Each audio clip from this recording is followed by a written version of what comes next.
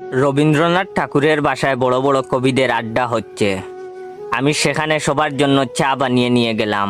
আমার বানানো চা খেয়ে প্রথমে কবিগুরু বললেন, আমারও পরাণে যাহা চায় তার কিছুই নাই, কিছুই নাহি এই চাহে গো।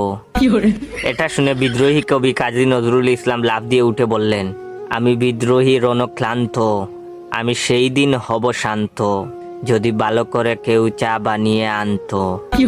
নজরুলের কথা শুনে উদাস মুখে জীবনানন্দ দাশ বললেন, আর আসিব না ফিরে রবি ঠাকুরের নীড়ে, গরম চায়ে মুখ দিয়ে টুট গিয়েছে পুড়ে। খানিক পরেই কবি সুকান্ত বলেছেন, কবিতা তোমাকে দিলাম বিদায়, এটা চা না যেন জলসানু চাই। হেলাল হাফিজ তখন গুমড়ে বললেন, নষ্ট পাতির সস্তা চায়ে মুখ হয়েছে তিতা, কষ্ট চেপে নষ্ট চায়ে মুখ দিয়েছে কিটা।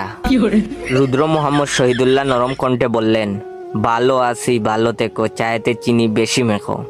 তা শুনে কবির নির্মূলেন্দ্র গুণ বললেন, আমি হয়তো মানুষ না, মানুষ হলে এমন চায়ে চুমুক দিতাম না। পরিশেষে রবীন্দ্রনাথ অসহায় চোখে বৃষ্টির পানে তাকিয়ে বললেন, ওরে ওরে অদম, ওরে কাঁচা, ভালো করে চা বানিয়ে আমাকে তুই বাঁচা। এখন যে আমার টিকটক অ্যাকাউন্ট বাইসা বনফায়ার আর ইউজার নেম ইয়োর জয় অ্যাকাউন্টটা ফলো দিয়ে রাখবে, আর আমার এই ভিডিওটা তার 10 জন বন্ধুকে শেয়ার করবে, তাকে আমি আমার নিজ হাতে এইরকম চা খাওয়াবো, আর সেও একজন কবি হয়ে যাবে। তাই দেরি করছো কেন? এক্ষুনি বেশি বেশি করে শেয়ার করো। ধন্যবাদ।